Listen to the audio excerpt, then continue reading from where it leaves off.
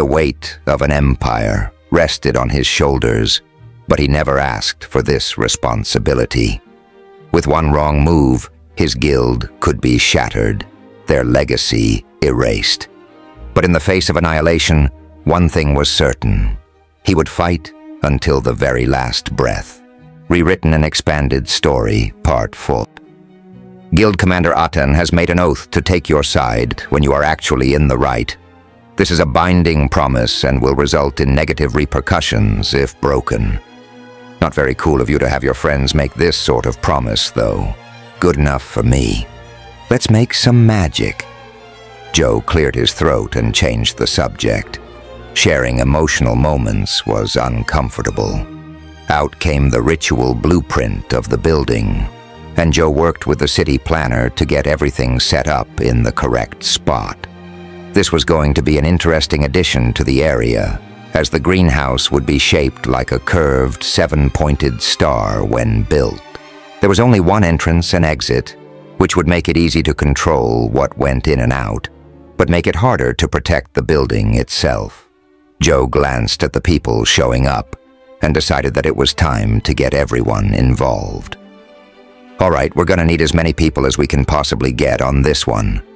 High-powered building, high-powered magic needed, or just a lot of it. Chapter 42. How many people do you think we need, Joe?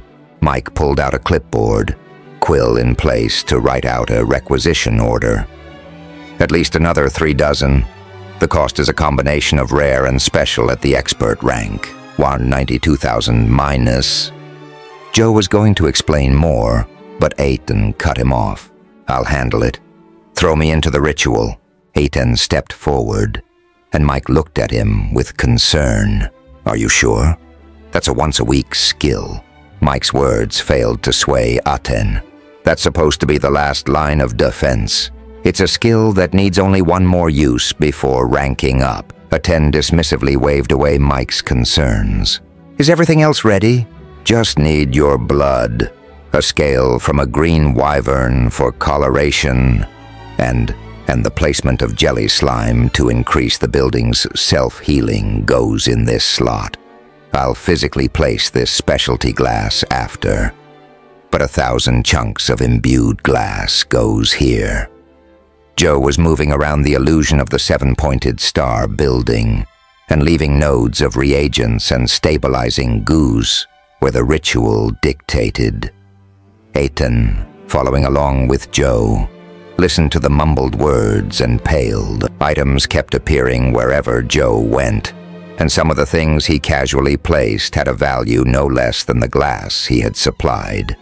Joe knew that Aten was listening and watching, and took his time so that he could really showcase his sincerity in maintaining good guild relations.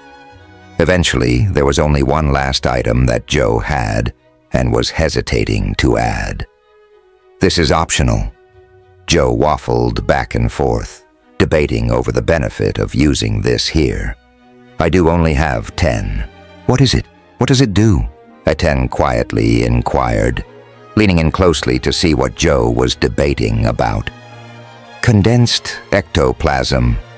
Joe held up the barely substantial component, letting the misty, mysterious nature showcase itself. If I added it in, there's a chance that the building just ignores certain physical attacks. The imbued glass will make it hard to damage in the first place, but with this added, there's a 30% chance that a physical attack does nothing to the building itself. Really? Aten leaned in to observe it more closely. One item can have such a drastic effect. Oh, absolutely. Joe made his choice, and he placed the condensed ectoplasm next to the iridescent core. All right, if I'm going to be all in, I need to be all in. Let's hurry and get this done. A thief would have an amazing time here right now. He could buy a town with all this. A crap town, but still. Joe and Aten stood just a few feet apart, the coven spaced equally around them. All right, everyone ready? Aten, don't use your stat-absorbing skill too soon. It still only lasts for a minute, correct? 1 minute and 6 seconds now. Ten told him proudly. Gotcha. Wait until I say go, okay? Atene nodded, and Joe continued the setup. Starting in 3, 2, 1, foreign language. With the first few phrases of the ritual out of the way, mana began to flow like a river. First, the outer members of the coven were coated in mana, then it stretched between them. The energy started to change form, becoming blue chains that then reached out and wrapped around Joe and Aten. Shackles formed on ankles, wrists, and necks. As the third circle lit up, the group was pulled into the air like marionettes, and by the fourth circle, they were rotating in a strange dance. Is this supposed to happen? Aten managed to shout. Different. One of the new ritualists shouted as she spun in place like a ballerina. And every time. Good work remembering that, Hannah. Aten. Pretty sure the chains are a reminder of what I did to get the condensed ectoplasm. Joe barked between chants. It seems that the reagents used impact the ritual and are a small throwback to your experiences. Skill increase, ritual lore, apprentice. 2. Learning while doing. Dangerous yet effective. Skill increase, teaching, beginner 0. You can teach in many situations. People you are teaching now have a chance to start with an additional 2% of your skill level when learning a skill from you. The notifications took Joe off guard, and his control nearly slipped.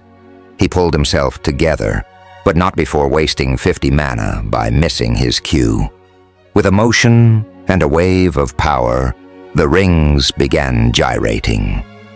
Illusions of ritual circles were covering the area, and it seemed that a black hole was forming in the center, not due to a lack of light, but because the land around the area seemed to be ignoring gravity and collecting into a single point. Dirt, loam, sand, compost, all the things that have been collected over the last 10 days, began lifting and swirling. Soon, nearly 10 metric tons of earth was in the air above the guild hall in a giant ball. The next stage of the process began, and Joe spat blood as his mana was pulled on sharply. Splitting apart into 7 identical shapes, the land was hidden behind flying, now green glass. Aten, do it. Aten closed his eyes for a moment and began to swell, not in physical size, but the aura of danger that always lightly coated him. Mana exploded out of him, mostly captured by the ritual. Some went to waste as he was intentionally pouring out everything he could for the full minute that his skill lasted. Joe wasn't immune from the effects of the guild-draining skill.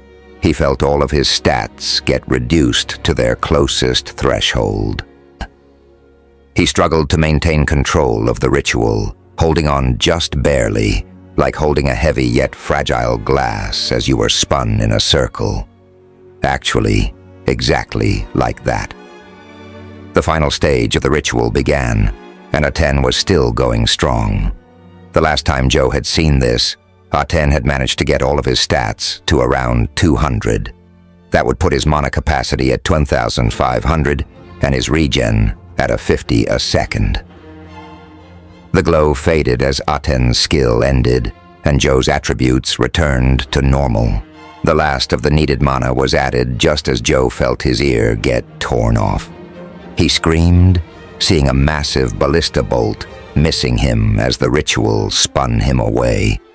Unfortunately, Aten was spun into place and took the tree-sized bolt in the chest. You have created an ever-growth greenhouse. This building provides a necessary service. It allows for the production of food. You are also able to grow herbs and other plants within, but be cautious. When the mana density of the building reaches a certain point, it will grow. After the first growth cycle, weeds will begin to spawn. If the weed problem is ignored for too long, this building will revert to a dungeon. This will increase output of all cultivated goods by up to 1,000%, but increase the danger of taking them by the same amount. To grow, the building will require the same resources that it was given to be created. Upon reaching the first growth, the Evergrowth greenhouse will begin to absorb from the ground and the surrounding areas, functionally acting as a sewage system. If there are not enough deposits in the area, plant growth may be stunted as resources are pulled from the area. You have created a special rare structure, as this building is no longer unique to this world. Congratulations! All stats and bonuses for this building have been increased by 10% thanks to your title, Architect of Artifacts. Building durability, 211 to 200 out of 211,200. Original value, 193,000. Mana, 0 out of 35,200. Original value, 32,000. Special, 33% chance to ignore physical damage. Original value, 30%. Atan! Joe struggled against the mana chains that were dissipating, and they vanished into motes of light, which were sucked into the shining new building.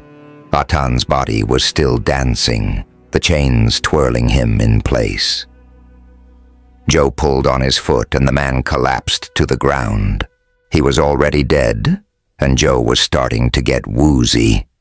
Then he saw the glistening tip of the ballista and realized that he had likely been poisoned. Cleanse. He washed out his ear hole, then had the water delve into his body. A moment later, poison washed out of the wound, making his ear look like a black blood spigot. Mike, where are you? Working on coordinating the effort to find who did this, Mike called over, his hands flying around keyboards that only he could see. A moment later, Joe received a guild-wide quest. Emergency Guild Quest. A perfect 10. The guild commander has been brutally attacked. A ballista bolt took him through the chest in the middle of the guild's town. Find who did this. Bring us their head, name, and group affiliation. Reward, 5,000 gold, promotion or accolades depending on position. A perfect 10. Really? Joe looked over at Mike. I make the quest, not the name. Mike informed him with a growl. Feces.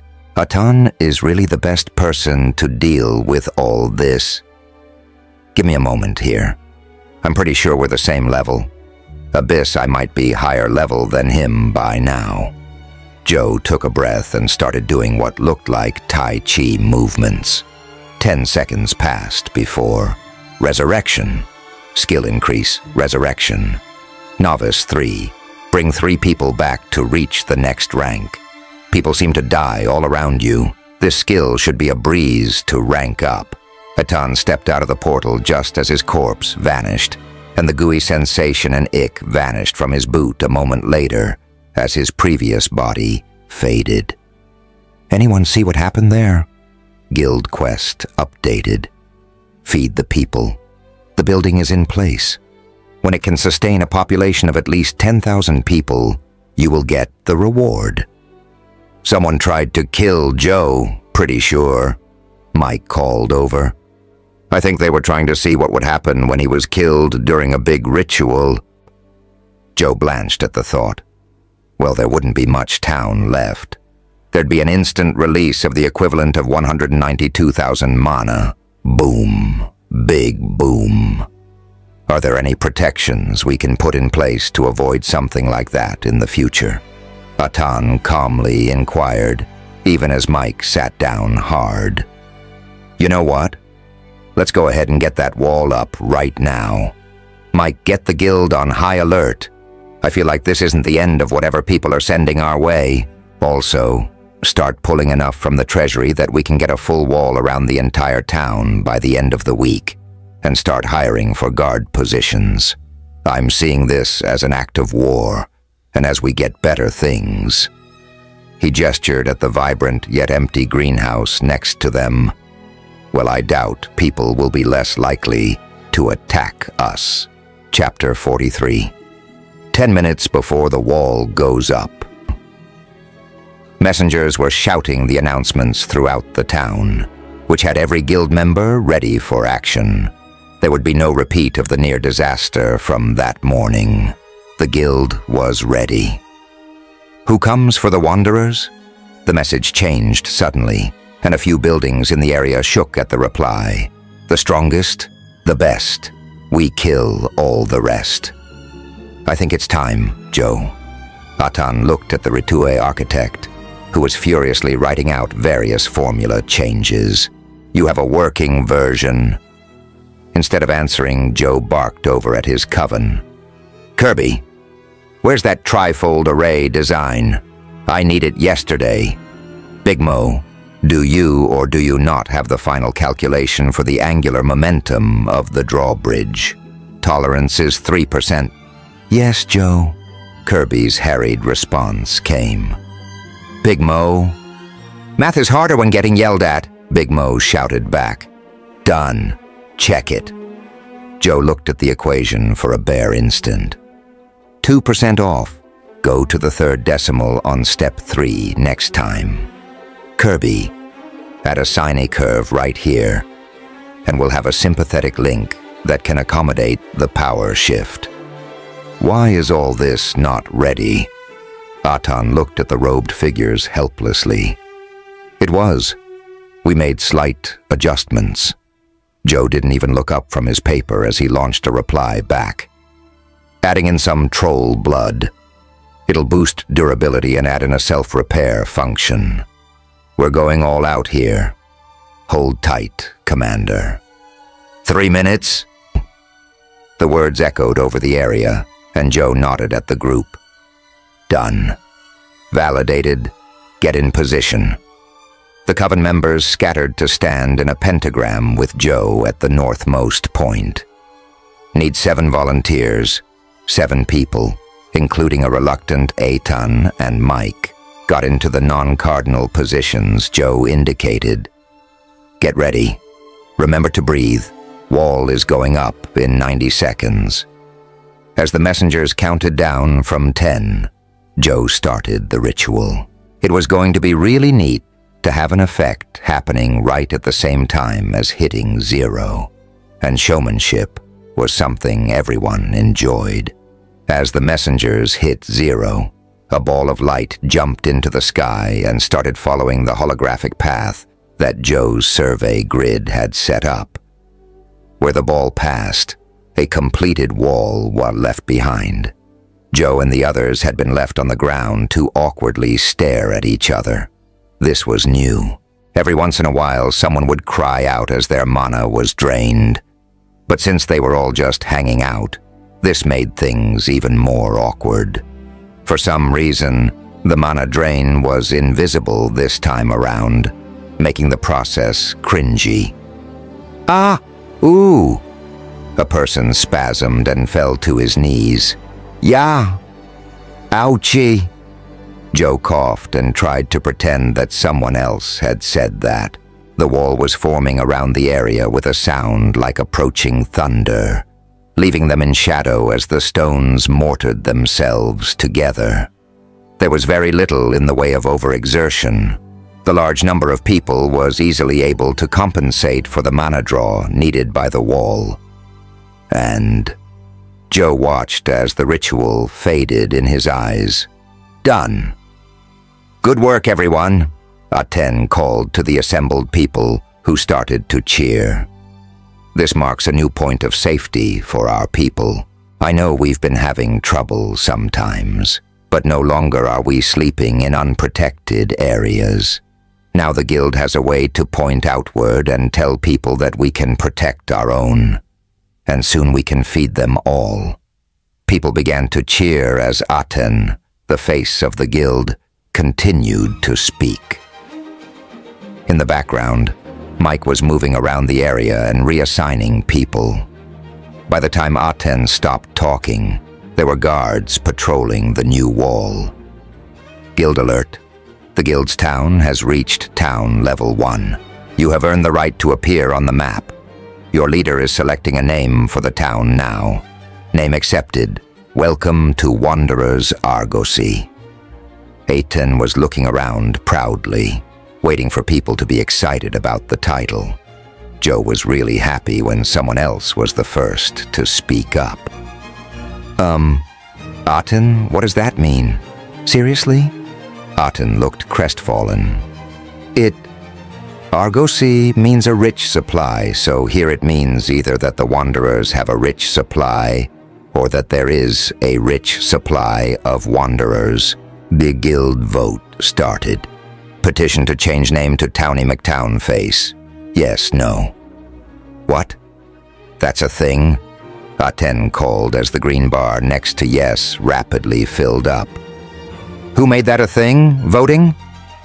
Guild vote completed. Petition to change name to Towny McTownface has passed. Welcome to Towny McTownface. Joe pretended that he hadn't voted, but he definitely had. His lips were twitching, and not a single person met Aten's eyes. The guild commander was glaring at everyone. I hate you all. That got the entire group to start laughing, and soon even Aten had to either join in or make things worse. They laughed, and Mike announced a small feast to celebrate the achievement. It was an actual achievement, with the guild being the first to raise a town to level 1. Others had started with a more improved town, but they missed out on the bonus. All it gave them was an improved reputation with Ardania, but it was still great for the guild. A very small feast was eaten, and Joe finally did some relaxing. He checked his notifications and saw that he had gained 1,200 combined class experience for the greenhouse and the wall. He smiled happily. There was something about being surrounded by a huge, thick wall that let you relax more fully. Joe ate with the group, then joined a small expedition into the Evergrowth greenhouse so that he could teach people the functions. Only Aten, Mike, and a few other non-combat squad leaders that were going to be in charge of taking care of plants and harvesting food were allowed to go in. How does this work, Joe? Aten poked the dirt as they got to the third room, and there were still no plants or instructions of any kind. Joe looked over at the guild leader in surprise. Standard greenhouse rules apply. Plant seeds in those rows. Water comes from there and harvest when ripe. Finn, come here. Aten introduced another guy to Joe. This is Finn, our guild's head herbalist. He's a druid and has been working tirelessly to keep us fed until now. He got a promotion for his work until now, so he's going to be running the show in here. Only reward for hard work is more work, right? Finn quipped, then shook Joe's hand and motioned for him to continue. Pulling out a small bag of seeds he had collected for this exact purpose, Joe walked to the planter rows. A corn kernel was in his hand, but a red glow appeared when he got close to the dirt. Ooh, looks like this area isn't good for corn. Let's try potatoes? Yep, there we go. Looks like French fries are back on the menu. Figure out a beef supply next and we're gonna have a good time. The group watched the soil for a minute, and in that amount of time, a tiny sprout popped out of the dirt. Joe was watching the building menu and noticed the minor amount of mana accumulated by the building trickle back to 0. Neat. Looks like the building uses its mana to grow things. It's out, so that's all for now. I'll plant the rest of these and join you guys. Aten, a word? Nice to meet you in person, Joe. Finn waved as he walked off. Nice guy. While the others excitedly chattered and left, Joe pulled out another seed and started walking around. The 5th star annex showed that it would accept the seed, which was great because Aten was getting antsy. What are you up to, Joe? This seed is from a great plant that I swiped when I attended a noble event. Pretty sure it's the main export of a noble family, and I doubt that they'd be happy I have it. Just so you know. So be careful with who you let know about them. Aten grinned at Joe. You sly dog. I'm good at keeping things hidden. Joe grinned as he planted the other seeds. Then he looked Aten dead in the eyes and pulled out a special plate of glass. There was a slot for things on all of the side paneling, and when Joe placed the item, it closed and locked. Natural imbued glass of fertility. Makes any plants in the area of effect produce offspring about a fifth faster. We'll have a crop of grapes in no time. I'll look for some discreet people who want to make wine for a living. Aten winked at Joe. By the way, you've really proven yourself to me, and I was trying to think of how to show my appreciation after our conversation. When we make a sect, you're going to be first elder, third in command. Basically the prime minister of our group. Sound like a plan? Guild quest updated? The making of an elder. Reward increased. Position of first elder when the Noble Wanderers Guild becomes a sect. Failure, no reward. Joe was shocked, though quite pleased with this outcome. Aten, thanks man. I'll make sure to keep the amazing things coming. Never had a doubt. Aten fist-bumped Joe, and they left the building, the two only taking a few minutes to plant the rest of the seeds Joe had brought along. There weren't many, as Joe only had a small selection for testing purposes. The guild had a larger shipment coming in, actually having made a deal to buy some of the stock from the Golden Greens Guild that Joe had made friends with. Apparently, Teddy had found a large store of plants that had gone to seed, and she wanted to sell them before they rotted. Joe was glad that the conversation to Tatum had benefited them so quickly. Leaving Aten to his own devices, Joe went off to get a drink. The guild had subsidized the pub for the evening, setting the prices extra low in celebration.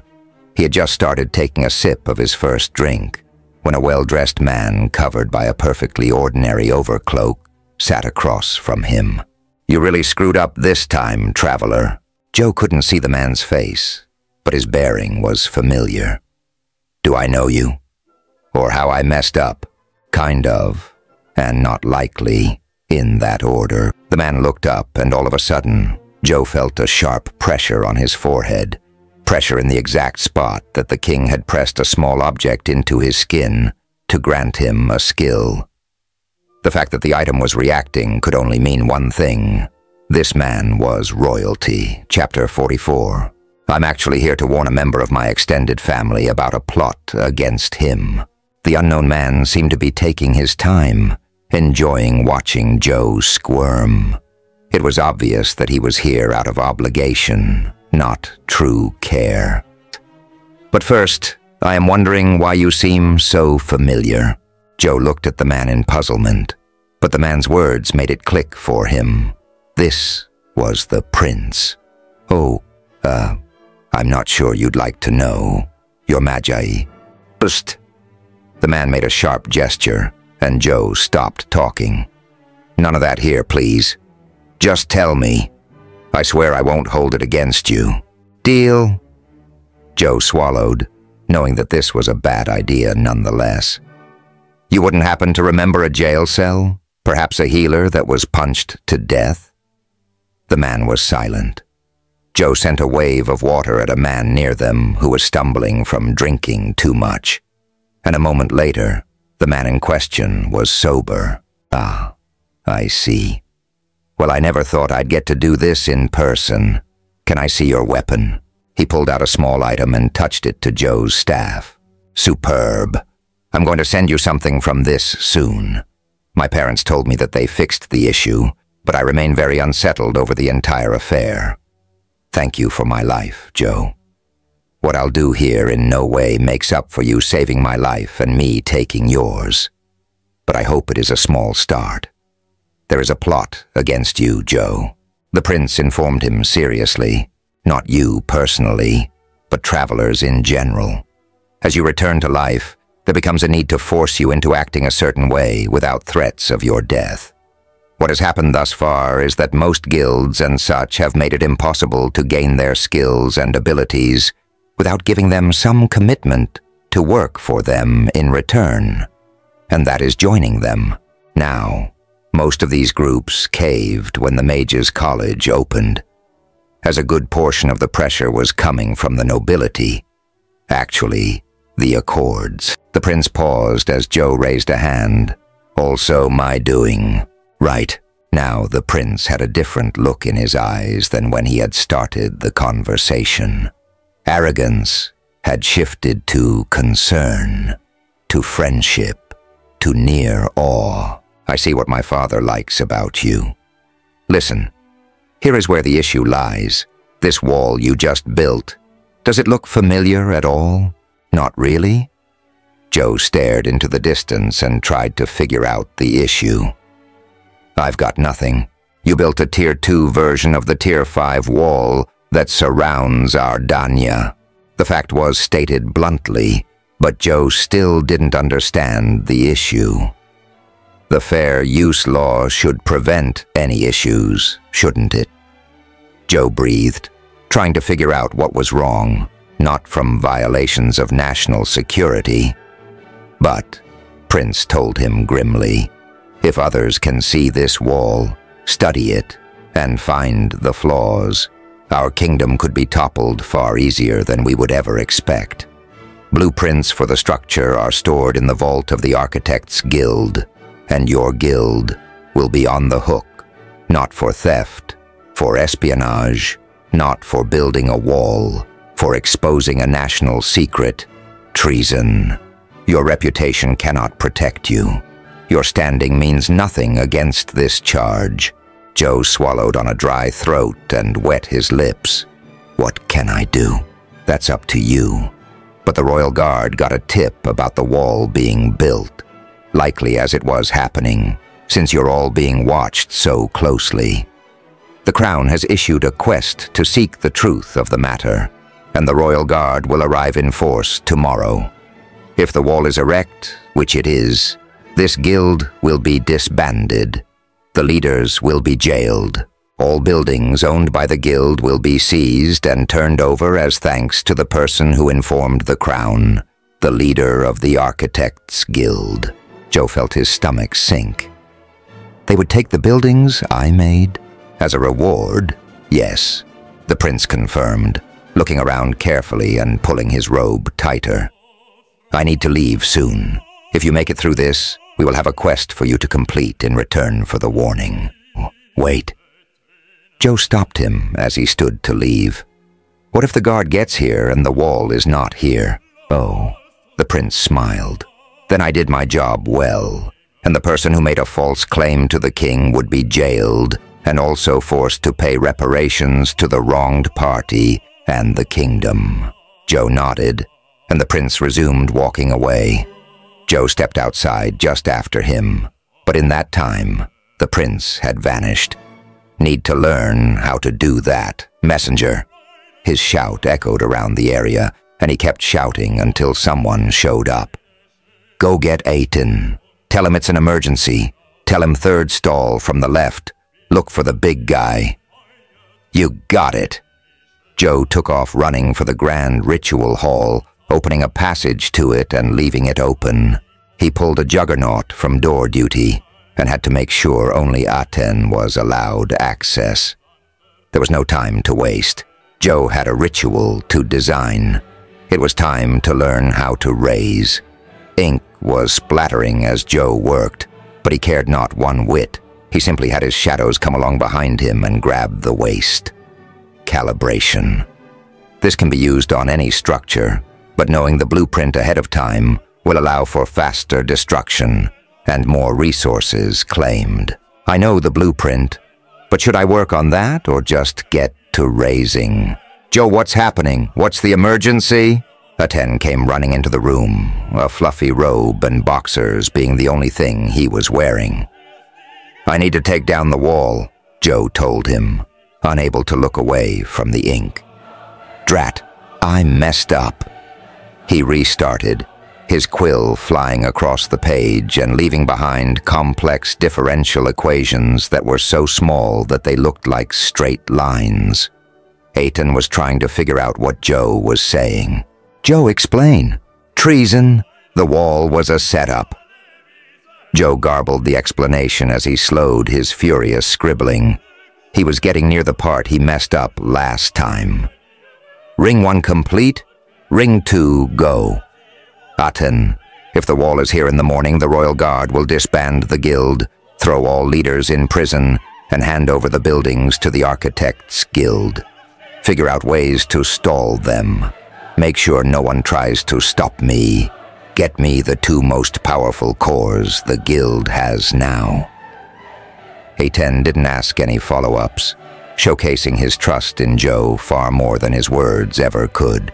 He took off at a run, returning half an hour later as Joe completed the second ring.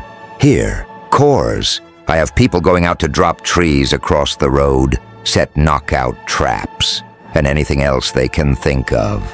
What else do you need?" "I need 57 people to get with me and balance this ritual," Joe told him.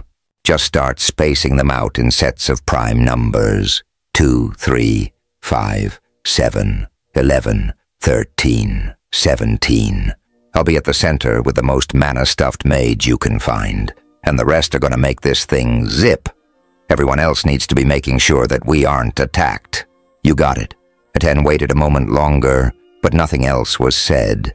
He ran off, still in his robe. Joe nodded belatedly, his mind back on the ritual in front of him. Good. He pocketed the cores, then continued working. The next ring took an hour to create. The fourth and final took 2. It was now 3 in the morning, and Joe was exhausted. There was no way he was going to stop, so he got his coffee elemental to whip up a fresh batch of caffeine for him. Ritual ready to be used, Joe ran out to the main area, leaving the Pathfinder's hall and locking it behind him.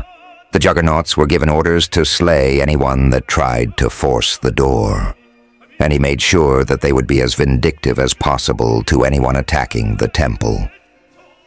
There might be someone who was legally granted his toys, but they would need to walk through an ocean of blood to get them.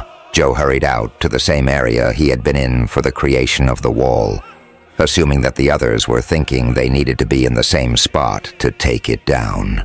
Incorrect, but beneficial to finding where people were waiting. Where was everyone? This wasn't a 10 supposed to be on top of things? Then Joe found the first unconscious body. What in the... He felt the people's necks, still alive. What was going on? Cleanse. Skill level too low. Joe stared at the notification mutely. He had never run into something that he couldn't even start to cure. Sure, the water had gone, then the person, but Joe hadn't been able to use it to find anything. To him, it seemed that there was nothing wrong with the bodies on the ground. How did they get everyone? There had to be someone around that was awake, and Joe was determined to find them and exact revenge. No, never mind. He was going to continue with the plan. Seeking out whoever had done this was a fool's errand. More likely to get him killed than to get revenge. If he was killed, there was no way that the wall was coming down in time. Joe hefted a 10 onto his shoulders when he found him and trudged back to the Pathfinder's hall. This way he would have an indication of when people were waking up. He felt good carrying a 10, strength-wise at least. Name, Joe. Tatum's chosen legend. Class, mage. Actual, Ritio architect. Profession, tenured scholar. Actual, arcanologist. Character level, 15. Experience, 134,813. Experience to next level, 1,187. Ritio architect, level, 3. Experience, 4,290. Experience to next level, 1,006 den. Hit points, 330 out of 330. Mana, 1137.5 out of 1137.5. Mana regen, 30.3 per second. Base, 27.55 per second. Increase by gear. Stamina, 183 out of 295. Stamina regen, 5.67 per second. Characteristic, raw score modifier. Strength, 31, 131. Dexterity, 40, 140. Constitution, 38, 138. Intelligence, 91, 241. Wisdom, 76, 220. Charisma, 31, 131. Perception, 60, 2.10. Luck, 30, 130. Karmic luck, +1. His stamina was draining rapidly from lugging Aten around, but it was needed, back to his current predicament. It was more than likely that the guild had been knocked out so that the architects would be sure that they were all arrested and collected. Joe just had no idea how they did it. Was it the beer? If so, why hadn't he been affected? Actually, no. He knew that Aten didn't drink in public, and there was no way everyone from the crafters to the guards on duty were drinking. Must be a spell or an item of some kind that could hit the entire group. Was he missed because he was underground? Were the slowdown efforts in place to give him more time? A magical effect would at least explain why cleanse did nothing. Since everyone was unconscious, Joe decided to alter the raise ritual using the blueprints for the wall. Why not? When that was done and there was still no sign of change in Aten, Joe started to get worried. There was another way, but he was reluctant to use it. Still, he took a deep breath and went to the walled-in guild area. He got near the base of the guild hall and looked up. He needed to get up there, and he had no idea if there were ladders around. Joe was about to jump when something in his mind tickled him. Didn't he have a quest? Might as well get working on that. He took a look at the nearly forgotten quest and set Jumplo-Mancer as his public class. Quest updated, playing your fake role, 3. As a Jumplo-Mancer, your job is to create confusion, avoid attacks, and demonstrate amazing ability beyond the dreams of another. Avoid pursuit 3 times by jumping to an improbable location and escaping unseen, 0 out of 3. Dodge 10 attacks by jumping out of the way, 0 out of 10. Jump through the air, finish destroying a structure while in midair, 0 out of 1. Reward variable. Did that quest get altered as it was being assigned? How? Who? He didn't have time for this. Joe crouched down and put all of his 31 points of strength behind jumping. Now, being 30% stronger than an average human on Earth didn't translate to being able to jump 15 feet up. Luckily, he had a Master Rank 0 jump skill to make up for it. Chapter 45. Joe caught the edge of the roof and pulled himself up. Yeah. 3rd time's the charm, baby. He had needed a running start, as the first jump had proven to him. The second ended with him just missing the edge, but the 3rd time had been as perfectly done as possible. Joe wasted no time, walking up the roof and getting to the center. He pulled metal ritual rings out of his codpiece and positioned them as well as possible on the slightly sloped roof. I really hope Aten understands if this all goes to feces. Joe pulled out one of the cores that Aten had given him and looked it over. It was a high-grade lesser core and could be converted to 3,500 experience. Trying not to resist too much, he placed it into the center of the ritual and stood back.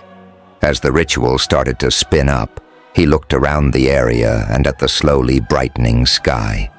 It was already 5 o'clock in the morning, and this ritual would run for just over 58 minutes. He waited in place for a few of those minutes, letting the hot air blowing from the spinning rings wash over him. Either he would gain a core that let him run the raise ritual by himself, or the rings would melt down and explode in a terrible storm of uncontained mana. If the latter happened, he hoped that his current position would allow the walls to be reduced to rubble.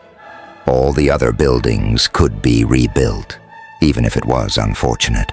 The Pathfinder's Hall, however, couldn't be replaced. Not for decades, if the requirements were any indication. Joe would rather burn everything else to the ground than hand that over.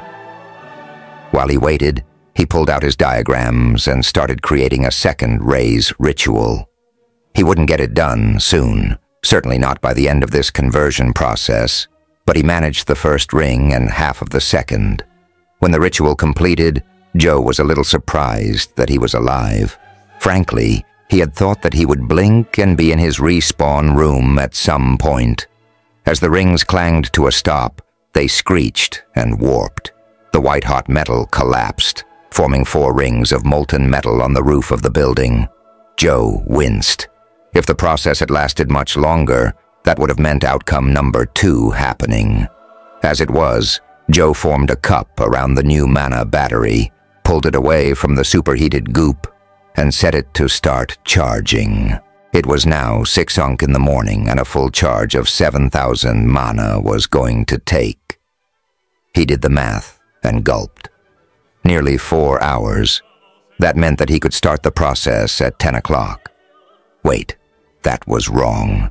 His math was wrong.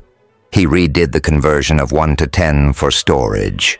Also, he had done the original conversion to seconds, not minutes.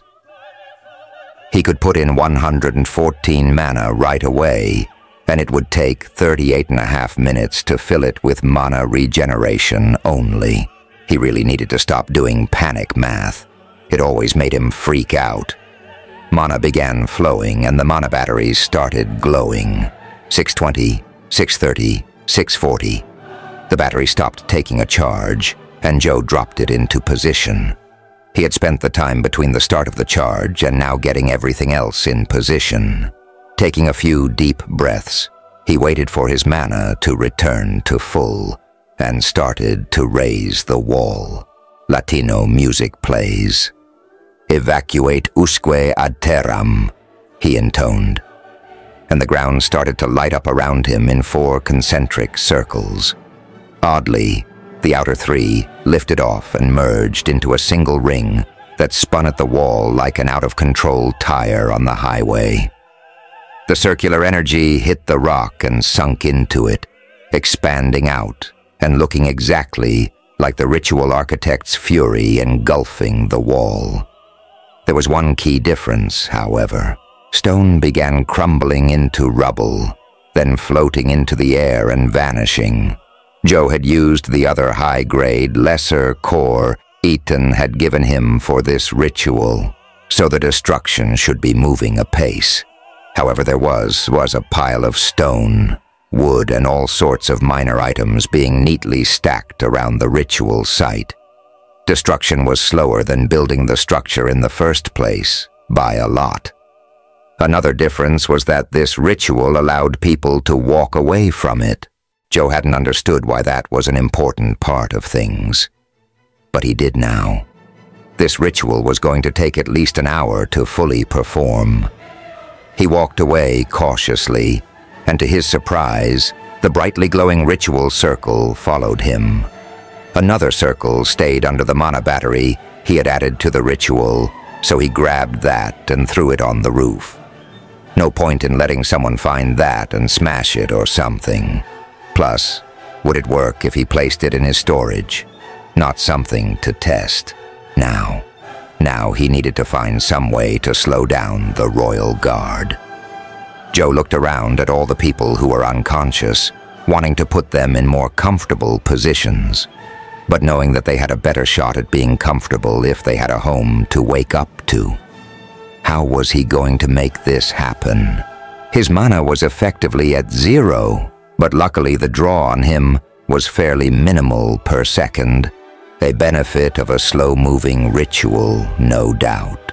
Joe had no spells that were free to use, and he had no rituals set up. That was going to change in the future. He was going to start carrying a binder of active rituals. Where could he find poison? Did the guild have any large barrels of dangerous reagents laying around that he could dump on the road? Joe was racking his brain for anything that he could use to stall the royal guard. But he was so tired that... How long had the guards been awake and moving? Joe looked over at the small food cart that had set up shop in the mess area and formulated a desperate plan. He loaded up some supplies and started pulling the small food cart. It was made to either be pulled by a person or small creature, like a donkey, and rolled really easily. Still, this sucker was heavy. His plan wouldn't have worked if he needed to carry anything in the cart, and Joe really hoped that the pile of goods he had tossed out wouldn't get him into too much trouble. Joe strained and pulled, eventually getting out of town and onto a slight downhill slope on the road toward Ardenia. It took a solid 10 minutes of hauling, but he got to the charred tree line. He kept going, getting about a 5 unencumbered-minute walk into the trees, far enough that a casual stroll wouldn't let people see the wall that was still being torn down. "Mate, I need you to get out here and start smelling up the area. You have a name?" "No." "Mate works well then." "Coffee." Mate laughs. "I'm so tired." Joe pulled his coffee elemental out of his ring and had it sit on the counter. He pulled out one of the small mana batteries he had remaining and channeled Cleanse, using it in his staff. He needed to look into getting a socketed weapon so he could do this more easily in the future. Terra's offhand comment about socketed weapons and armor was really sticking with him right now. Once the pot was full of utterly clean water, Joe dumped coffee grounds that he had stolen into the pot and started swirling it. The smell of coffee started to pervade the area as the massive pot of coffee joined in with the elemental's natural scent. Good. Joe used his basically free ability to shape shadows, creating a fine mesh over the top of the pot with a large plunger. Boom! Instant French press. The sound of horses walking started filtering into the area, and Joe added a final touch, solidifying shadows on the cart to spell out, "Free coffee." Not a moment too soon, as the first people started to emerge from around the bend. To Joe's surprise, there were only 5 royal guardsmen and 3 other people, including the woman who had sold the guild the blueprint in the first place. Now it made sense how they had been tattled on so swiftly. "Good morning," Joe called cheerfully as they got into earshot for unenhanced humans, which none of them were. "Care to pause a moment and have a fresh cup of coffee? Free for loyal servants of the kingdom, of course." There was no verbal response for a long moment, but all the horses slowed. The apparent leader of the royal guard looked at the others and nodded. They swung off their horses and approached. "You know that it would be high treason for you to poison a member of the royal guard, do you not?" "I would never." Joe managed to look properly aghast. "My lord, please take a good look at me, particularly here."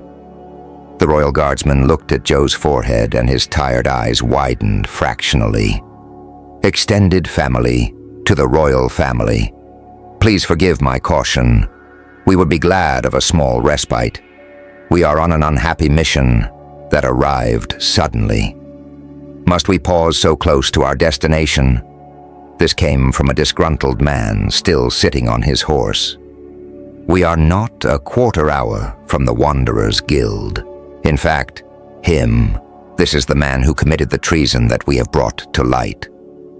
"Ah, you are this Joe that has been causing such a ruckus." The guard looked Joe up and down. "Of course you are. Bribery will not allow you to escape justice." "Whatever are you talking about?" Joe looked around the people and saw glee dawn on the architects. The guards looked pained, but the leader spoke up again. "I see. I had forgotten that you all were not informed of the charges." He took a deep breath. "The Wanderers Guild has been accused of treason against the crown for building a small-scale version of a national secret, the Wall of Ardenia. Again, bribery will not help in this matter. Joe slowly poured the coffee from the pot into a serving carafe, nodding slightly as the aroma filled the area even more. Huh. Well, that doesn't seem like something we'd do. What happens if they lied to the kingdom about this matter?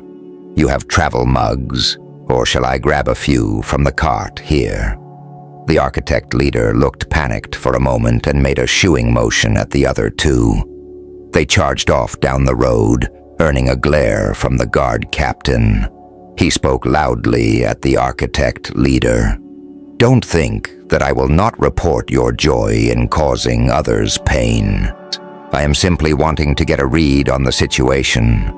The architect leader deflected disingenuously. Surely a treasonous wall that was built when? Some unspecified time in the past? It would be there no matter if you waited 5 minutes to finish the best coffee in 100 miles. Joe shook his head at the poor manners being displayed. You would think that a man who had the respect of the king would be of at least slight interest in maintaining good relations with. The others took a moment to parse the sentence, and the architect smiled and came over for a cup. I would love some coffee, if you don't mind. Interesting pet you have there. It seems we do have a few things in common. Joe wasn't sure what the man meant, at least until he saw a flash of a gold and black backstage pass from the Grand Zoo. Ah, so that is where they got whatever was used to knock out his guild. Good to know. As the guards finished their coffee, the other riders returned with darkly jubilant looks on their faces. This didn't escape the notice of the royal guard, and he set his cup down with a heavy sigh. I'm afraid that I will need to ask you to come with me. The cart was connected to a horse, and they started walking toward Towny McTownface. Class experience plus 250.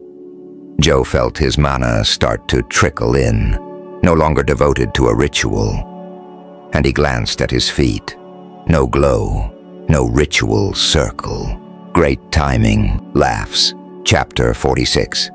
There were 3 people sputtering obscenities as the group got close to town. A few buildings, knocked over trees, damaged landscape, but no wall even closely resembling what was around Ardenia. Something the matter? Joe hid his grin and sniped at the others as they started converging together on their horses. Where's this wall supposed to be? The royal guard spread out to surround everyone, but continued moving at a brisk pace toward the town. They left no openings that someone could use to dart away, and their glistening weapons and caffeine-enhanced stare left the group without hope of escape. A walk to glory was over, and the architects knew it to be true. The royal guard was just happy to have the guild leader, sub-leader, and main assistant in hand already, and not hiding behind heavy defenses. Next on the docket for the 3 was an attempt at damage control. Who reported this to me? The guild leader barked at his subordinates. I was told in no uncertain terms. Don't even try it, the assistant hissed at him. This was all you from the start, and there's no way I'm taking the fall for this. You're both. Each of you has confirmed treason, and all of you will be on the hook for lying to the crown if there is no wall, the guard captain lazily mentioned. The pace never slowed. You, how did you do this? The guild leader pointed a shaky finger at Joe. The wall was there less than 15 minutes ago. I'm sure I have no idea what you mean, Joe stated blandly. As you were present to see, I was with these fine gentlemen for the last long while. They looked amongst themselves, at a loss. The assistant hissed, Who could have helped them? Did the zoo set us up? Silence, the guild leader snarled. Too late. Why would my guild have needed help with something What does the zoo have to do with anything? Joe's voice was extra loud, just to be sure he was clearly heard. You know as well as I do that your guild can't do anything right now. Once more, the assistant opened her mouth and stated something she shouldn't know. Sighs. Joe turned and looked at her dead on. Did you three do something to my guild? When we get there, are we going to see them attacked or some foul play? She paled, and her mouth worked like a fish on land as she tried to explain herself. The royal guard kicked the sides of the horses, breaking into a trot. Something sinister was at work here. They rode into town and came across the first of the sprawled bodies. The guard captain was on the ground in a flash, feeling for a pulse. Alive, but nearing death from exposure. At least a second-tier debuff of chilled. He waved various powders under the nose, poked the man with a dagger, but nothing got a reaction. Sleep of the dead? No, who would waste such a potent weapon on such a small area? The captive architects were squirming. If someone is using such a thing, perhaps it would be better to come back another time. No need. The people will awaken 12 hours after inhalation, and almost all items of this nature are single-use and have a very short time to affect people. One of the guards firmly stated. They rode to the guild hall area and looked around. What is that? Oh, a greenhouse, Joe told him casually. We plan to begin producing food for ourselves and the kingdom as soon as possible. What is all this? The captain waved a hand at neatly stacked rows of stone, wood, metal, and a small vial that Joe cheerfully tossed in his ring. It was good to have his troll blood back. Looks like the guild was planning on putting together some more buildings when we were able, but from the look of things, whatever this will be could take weeks to put together. Joe nodded sagely at his own words. This is... The Architect Guild leader looked around and his eyes lit up. This is the material needed to build the wall. Oh. Joe looked at it doubtfully. I guess I wouldn't know. I mean, if this wall is so secret, who really does know? Surely there are other buildings that can be made out of stone. Is having rocks and wood treason now? Of course not. The guard captain motioned at the architects, who were dragged to the ground and bound. I will be bringing you all back to the kingdom eventually. I would like a rest after being dragged out of bed for a false claim. At least we have evidence of your attack on a guild in good standing. When the architects were secured, the guards helped Joe collect people and get them into safe, warm locations. Joe pulled out some food, more coffee, and even used cleanse to hydrate the guards before sending them on their way. They promised that he would hear from them soon. Joe looked around the empty area, not sure what to do while waiting for people to wake up. Well, Wall, can't use the kingdoms, for obvious reasons. His eyes turned to the 40-foot-tall, black, twisted stone wall that had been formed by the area, turning into a punishment dungeon. Only one section of the wall had been left standing after the massive blast during the battle with the Wolfmen. But I wonder. By one arc, he had created an Architect's Fury ritual and scanned the section of wall. To his great excitement, the blueprint that formed was the full wall that had originally been in place around town. Joe started making adjustments to the formulas, tinkering with it until 3 o'clock in the afternoon, when Aten suddenly jumped to his feet and looked around in confusion. Phew. Joe had been about to give up and go get some sleep. Joe, what? The wall. We need to... what time is it? I fell asleep? He shouted in fear and turned to run. Aten! We're good, Joe shouted at the wide-eyed man. I took care of everything. What? Then the wall? Aten looked into the distance, looking through his status screen. We're still a Tier 1 town, though. The wall is gone, you're sure? Yep. Are we a Tier 1 town, then? Did you make a bathhouse, cistern, sewers, warehouse, restaurant combo? Atan may have continued, but Joe stopped him. Greenhouse doubles as a sewer system. Not sure how, but it does. Joe told him easily. Just need some time to grow and it'll cover the entire town. Then we really need a wall. Atan's head was spinning. Too much had happened and he had been asleep. Working on it. Joe waved at the sprawled documents. We were attacked with some kind of sleep spell or something, just so you know. Not your fault. Everyone was knocked out. Well, not me. I was underground, and I think this place has a separate air supply. That or I should really get some plants down here. Atan didn't know what else to say, so they walked out into the main area and were swarmed with people. Atan, the wall, it's gone. We were attacked. Someone raided my food cart. Oh, that last one was me.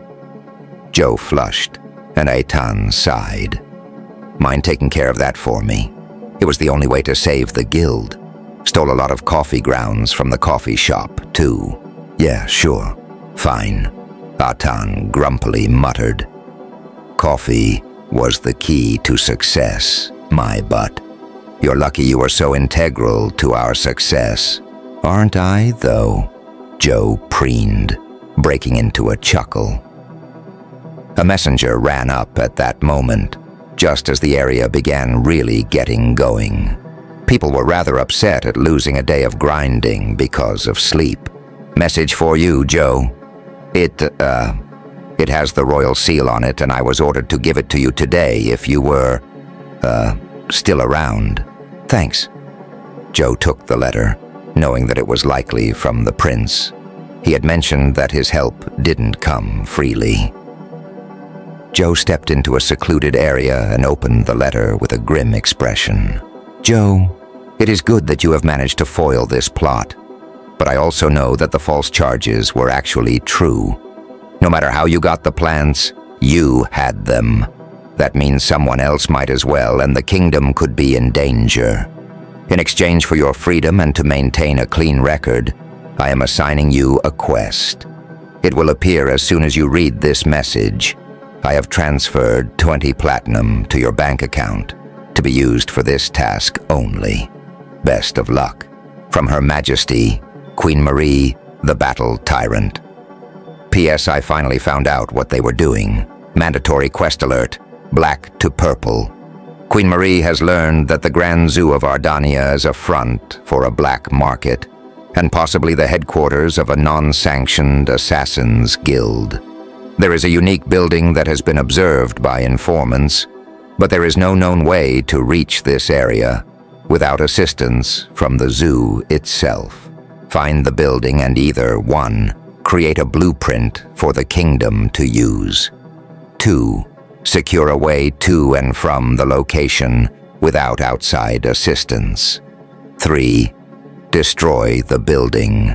Rewards dependent upon number of objectives completed. 1. Record remains clean. This issue goes away.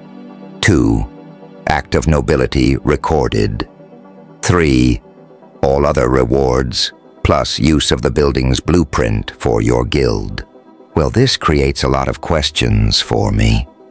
Joe sighed and watched as the parchment lit on fire and burned itself. Was the failure just implied? There wasn't a fail condition. How much does she know about my abilities? I guess I kind of fell out of secrecy mode, huh? Lastly, I wonder if I can get all of those rewards. Joe didn't want to waste any time. Frankly, he wanted a long nap and a bubble bath.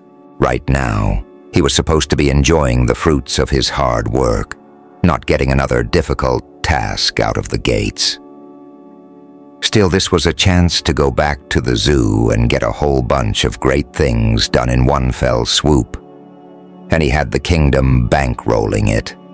One last thing was making him hesitate. What does it mean that the zoo is a non-sanctioned assassins guild? Chapter 47. How is everyone doing? Joe wearily posed the question to his current coven members. 6 hours of sleep just wasn't enough after a day like that. It's been all emergencies and instant need on my end. I think you've all more than earned some training if you want it. Anyone? Joe was pleased by the reply. Everyone had a project they were working on. As a reward for the past few days, he unlocked some of the most minor features of the room, allowing them to make the stone morph into the shapes they needed for ritual circles. He retained full control, of course, but they all got a small section to work in. For the next few hours, he helped everyone with their projects. Joe winced at first when he saw what people were trying to pack into novice rituals, but he remembered that he had tried the same thing when he was at that rank. He helped them iron out issues, create interesting effects, and essentially just helped them learn. Skill increase. Teaching, beginner 1. Woo, look at you, stepping into your role as a class trainer. You were going to get a bonus when you started the coven, but I figured that all your bonuses to increased skill level were enough already. Joe did his best to ignore the extra snarky messages, and soon his minions had energized rituals just waiting for a target. When they seemed done, Joe cleared his throat and dramatically threw out his arms. 4 circles appeared in the center of the room, and he informed them that he was going to be in a very dangerous area soon. He wanted some safeguards in place, and they were going to hopefully help with that. Only thing, this is an expert rank ritual. I'll see you all in a few hours. Take a break, nap, whatever. Joe dismissed the others, and he just knew that they were going off to put their new rituals to goodish use. He was especially interested in seeing what Big Mo would do. Joe tried to think what the man would use a blood collection ritual for, but failed. Flipping open his notes, Joe tried to figure out what sort of ritual he was going to need in the zoo. What he really wanted was a summoning or teleportation ritual, but if wishes were fishes, the whole world would stink of rotting fish. He had nothing even resembling that and had no idea where to start. So he turned to the rituals he currently had and got to work picking through them. There were only 2 valid options: stasis or ghostly army. Even then, the point was to escape. The ritual of stasis might protect him for a short while, but the ghostly army would make a massive distraction. Mind made up, Joe got to work on the ritual. Instead of the 4 rings made by the room being used for the ritual, they formed into a seat, a back support, a desk, and a footrest. Was he using the grand ritual hall as intended? Probably no. Could anyone call him on it? Also no. Joe pulled out a new bottle of ink that Jess had purchased for him. But before he tried to turn it into imbued ink, he pulled out a glass bottle and started working with that one. He had made the mistake in the past of letting the ink remain in a standard glass bottle while he altered it, and his self-repairing robe was still working to get rid of the stain from when the glass exploded. He held the glass gingerly as his skill got to work, and in a few minutes, he had created a natural, imbued glass bottle. Good. He poured the ink into the bottle and started massaging mana into the liquid. Then he saw something that he had never noticed during previous failures. The ink flashed red for a bare instant. Item altered. Natural reversal ink. Anything written by this ink must be written in reverse mirrored form or be completely useless and unintelligible. Caution. Keep out of the reach of children. This was mocking him. Joe was certain of it. Even though it was considered a failure, he decided to keep the ink. Maybe it would come in handy someday to write something backward. He created another imbued bottle and tried again with the ink, This time, it flashed gold and he got excited. He held up the bottle, looking at the ink within. Item altered, natural fire-resistant ink. Anything written by this ink will withstand fire up to the expert ranks. Cool, but only the ink is fire-resistant. Good to have, I guess. Joe tried a third time, creating a standard natural imbued bottle and standard imbued ink. Then he was finally able to get started on the actual work he needed to complete. 6 hours later, Joe stumbled out of the area and began the hunt for food. The ritual had been far more complex than he had expected, easily a mid-late expert ritual. He had messed up twice so badly that he needed to restart entirely, and he needed to heal as his material turned into a fiery ball of released mana. This was a turning point for him, as until this moment, he hadn't realized how different the difficulty could be, even within the same tier of ritual. Joe hadn't even gotten a rank in his skill level, though he felt that he had to be getting close at this point. Joe chewed numbly on a salad, not really thinking about his nutritional needs until the flavor hit him. Rabbit food? Why was it so tasty? Why was he eating salad? He bit into a cucumber and moaned. What was this? So good. He looked around and saw a sign. All vegetables are now locally grown. Sign up now to gain daily gather quests that you don't need to travel for. Special farmer-related classes available upon request. Already? It's been a day at best. Joe saw someone swagger into the area with an armload of cabbages, only to be accidentally knocked over by a bald young adult and 2 people sprinting after him. My cabbages! The man dropped to the ground to collect them before. They were smashed. Joe took a sip of water and shook his head. That was rude. There he is.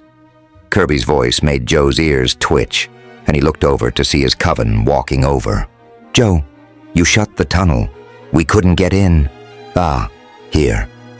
Joe opened his permissions and gave Hannah permissions to allow entrance to the area. Hannah can get you all in now. Be discreet, please. Only a 10, and my party members know about that area. You ready for us? Or should we go do other things? Big Mo was covered in blood, and it took Joe a moment to figure out how to respond. You want that blood off of you? Joe waited only for the start of a nod before cleansing him. Much better. Yes, I'm almost ready, but I need a few reagents that I don't normally carry, and then we need to go find a lake. I'll pop over to Ardania and come back shortly. Sounds good. Taka nodded at the salad bar that had been set up. We're just about to have dinner. If you're back in an hour, we'll be here. It was nice to see that the 5 of them had become close. Then again, they had a diverse enough setup currently that they were likely a party. Joe nodded, trying not to feel jealous over them having commonalities at such a low level. He was already onto his second party, and even so, he had no idea where all of them were. Their training and off hours were just too different. Joe went to the temple, then to Ardania. It was time to bite the bullet and go to the place he wanted to go the least, Jake the alchemist. For the life of him, Joe couldn't remember the shop's name. Jake, the creepy man, had taken point in Joe's memory of that place. The crowds in the town square were far less dense, which made Joe both happy and morose. Happy that his travel was easier, sad because there was no way that 8 billion people had shown up here. There was a good chance that only about 10% of humanity had come through what must have been an apocalypse. His mind slid away from that subject, and only his mental manipulation resistance allowed him to realize that it was happening. Joe didn't fight it. This was something he'd rather not think about. Still, it made him realize why people weren't freaking out or having more severe reactions to being trapped here or losing people out on Earth. They were getting over it really fast, artificially fast. Still, he couldn't argue with the results. He hurried to Jake's shop and pulled out the laundry list of things he needed for the first time, things he needed restocked, and finally, things he wanted to have so that he could make alterations to current ideas. Jake went over it, making marks in certain areas. Jake handed the paper back to Joe. A star means I can get it in a few days. A number shows how many weeks I would need to get it, and a frowny face means I can't get it at all. Everything else I have on hand. Joe read over the list and arched a brow. You're usually so well stocked. Busy times, even if it is for one of the most interesting specimens to come through my shop. Jake leered at Joe, trying to hold back his excitement. You know, the population density is still so high that a wave of zombies would devastate this city. Or laughs. I have a parasitic mushroom that sends people into a rage. Please stop trying to use me to spark off an extinction event. Joe's mouth was really dry. Jake had a way of making Joe tense. Oh, I don't want that. I'm just looking at your reaction to see how into it you are. Jake promised him rather insincerely. His fidgeting body was starting to really make Joe nauseous. About the things you do have in stock. Oh, sure. Jake started dancing around the shop, packaging things into neat little bags made of some kind of waxed paper. The only difficulty is going to be the water core. Specialized affinity cores are created naturally, and this makes them expensive. Of course, there is an alchemical process to making it happen, but all this does is boost the cost of a core further. Naturally, Joe thought of his skill and wondered if that would work. As in spending multiple years growing within certain creatures that live in areas which have a single natural affinity at least 70% higher than other energies. An example, in an ocean, where there is far more water affinity than fire affinity. Jake nodded sadly. Not something easily replicated, as trying to force mana into a core without an enchantment tends toward. He put his hands together and mimicked an explosion. Point being, I have natural and alchemical versions. Natural is going to be better overall, but that costs the most. Alchemical should work, but sometimes may interfere with the intended reaction. Natural, please, Joe replied, getting a nod and an invoice all in one. He took a deep breath and left a stack of banknotes on the counter. He was waved off by Jake and started toward the town square. I needed the items. I was low on everything. $80,000? No, just 80 platinum, small, tiny coins that have no intrinsic value. Yes! Joe teleported back to Towny McTownface and collected his coven. It was time to find a lake. Chapter 48. This is going to be the perfect place, guaranteed, Jess told Joe as the group stopped at the swampy morass that lay just to the east of the guild's area. There's a lake's worth of water, and the guild made a quest to clear out the bugs in this area. They're huge and deadly, and they keep killing off the livestock that we're trying to raise. One stone, many birds. Good work, Jess. Joe paused and looked over at her. Everything else working out well? Need anything from me? If you aren't opposed, I want to collect samples from the area when we're done here. I could use certain things for my class. Jess once again avoided the subject of what her class actually was. Fine by me. Joe called over to the meandering coven members. Y'all, ready to make this happen? He pulled out the 3-foot by 4-foot paper that he had made this ritual on and was actually impressed by how small he had managed to make it. The level of detail had been so high, that he had expected to need to use the ritual hall to make full-sized rings. Cheating Shadow Eraser for the win.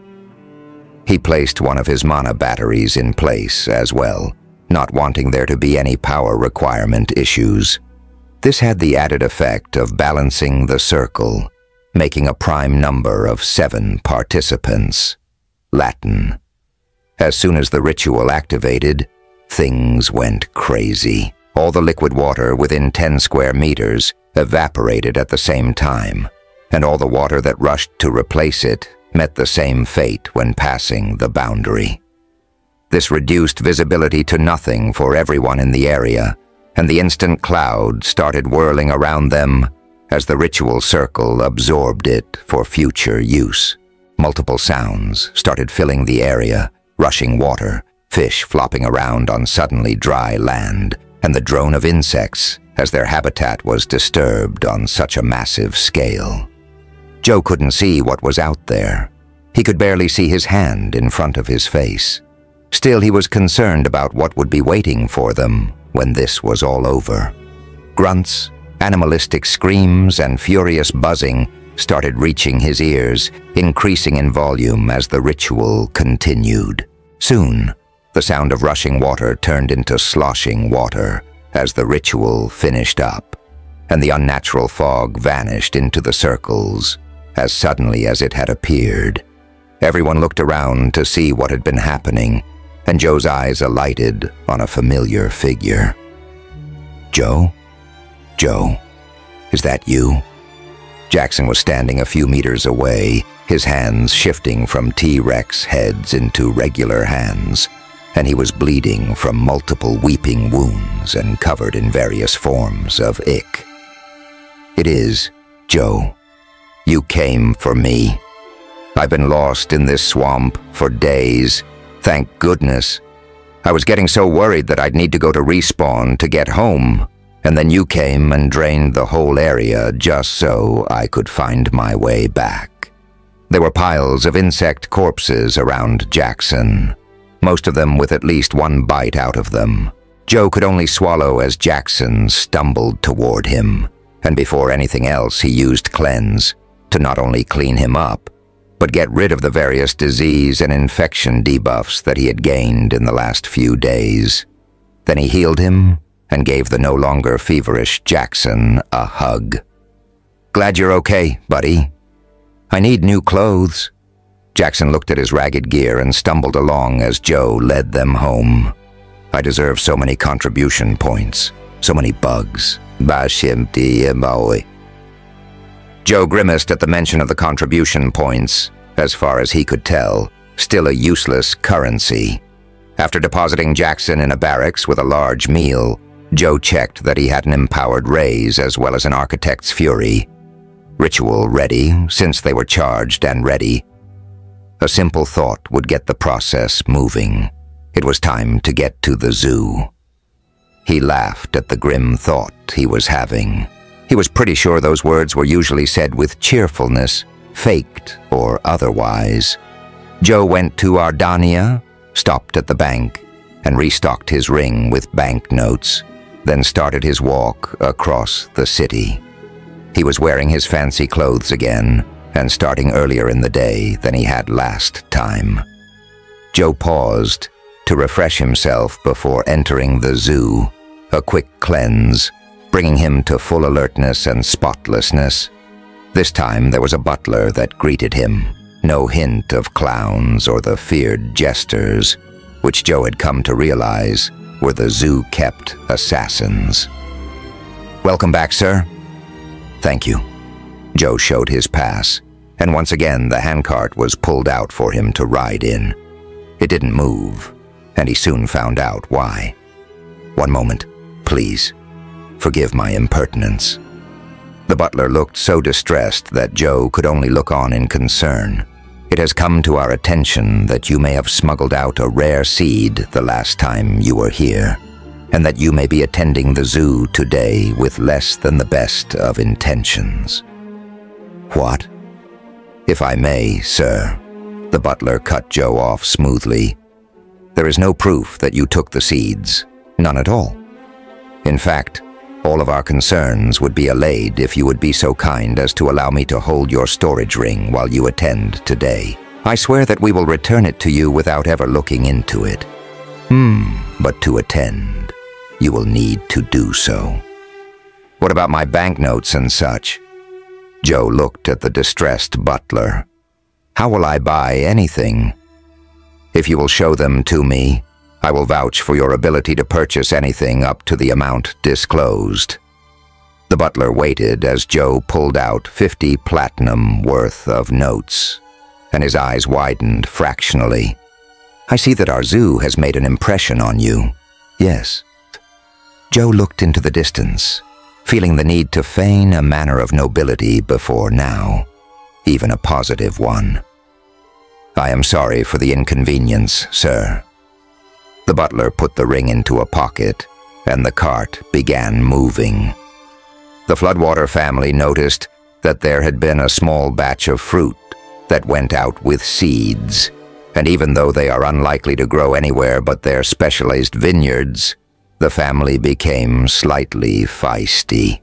Why would they allow out fruit with seeds if this were such an issue? Joe avoided the subject of why the zoo might think he was there with bad intentions. He knew why. They knew why. He simply didn't know how they knew that he was there to cause damage, as only the royal family likely knew about his quest. Perhaps they simply thought the Architects Guild had ratted them out for supplying them with a knockout weapon. I'm told it was an error that has been rectified. The butler paused. As far as I know, only one harvesting crew was slain over the issue.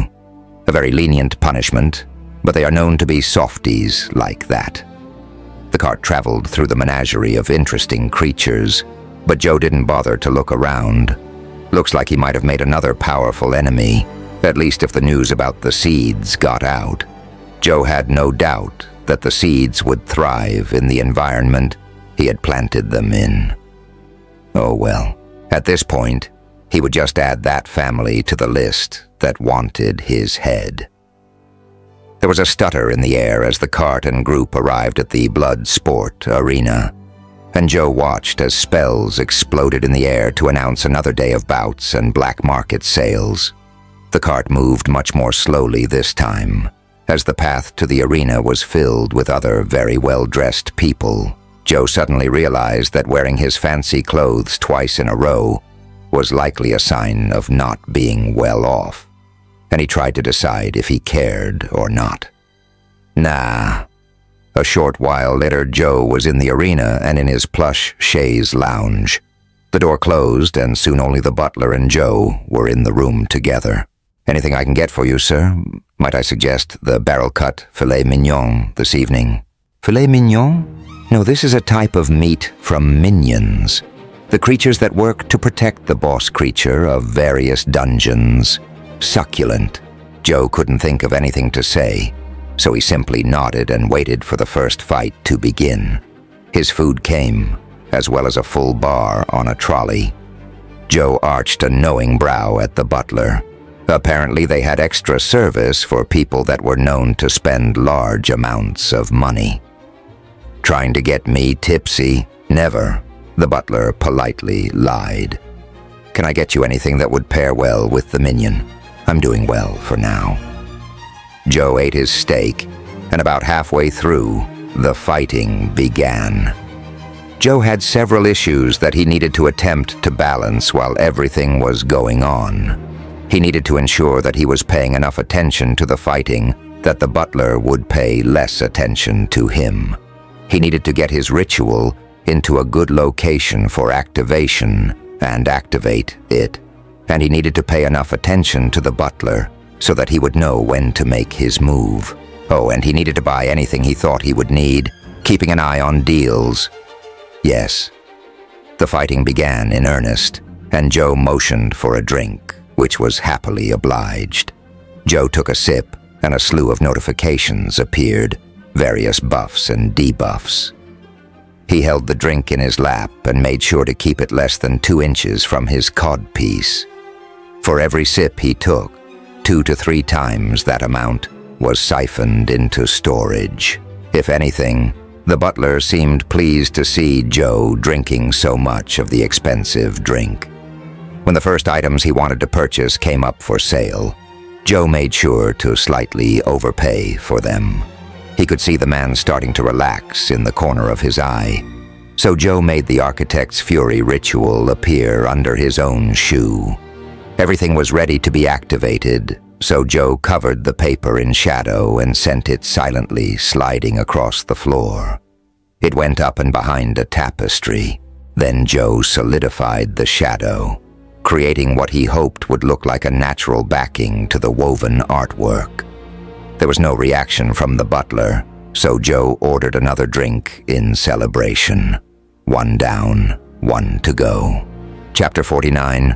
An auction came up that Joe was actually interested in. He had secured the second ritual to the wall on the arena sidewall of his balcony, again coated in a solid yet thin section of shadow. There should be no indication of where the ritual was activating from for either of the rituals he had in place. To the butler's great distress, Joe cast Cleanse on himself and removed all the debuffs associated with drinking. Joe was pleased to find that the good aspects remained, and he got to some serious, if more frugal than the butler expected, bidding on items and materials. It was only halfway through the night, and Joe had already burned through the 20 platinum that he had been given by the Queen. The bidding on the most recent item ended, and the announcer stopped everything for an intermission. Standing and stretching, Joe asked to be led to the bathroom while the announcer was describing the amazing show that they had planned for the break. Seeing an opportunity, Joe reached through his connected shadows and activated Architect's Fury just as they left the room. No one was inside to see the rings bloom out and sink into the stone, but everyone watching the interior of the arena was able to see when they expanded and bloomed around the building. There were shouts at first, then clapping, as the light was mistaken for part of the show. Joe looked around to see if anyone had seen where the rings came from. The butler, keeping an eye on Joe, assumed that the glancing was to see what was going on. This was lucky for Joe, as he soon discovered after returning from relieving himself. There was a person seated on his lounge, a person that Joe recognized from the palace. When he spoke, even his voice was familiar. He was the announcer at this event. "Joe!" The ringleader, Robert, was watching Joe very closely. What was more frightening was the group of brightly dressed jesters that were fanned out behind him. "What did you do to my arena?" "Ringleader." Joe bobbed his head at the man. "I am quite sure I don't know what you're talking about." "Take a look, Joe." The ringleader gestured at the balcony. "What is that light that is shining in the area?" Joe stepped closer, intentionally leaving his back open. Are you talking about your intermission light show?" He turned to look at Robert, catching the barest flicks coming from his butler's hands. Sign language? Robert's eyes once more rested on Joe.